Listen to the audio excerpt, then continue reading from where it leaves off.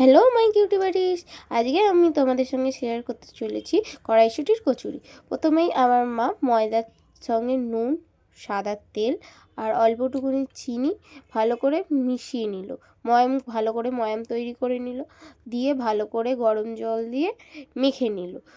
খুব শক্তও না খুব নরম না, এমনভাবেই মাখলে যাতে লুচিটা ভালো মতন হয়।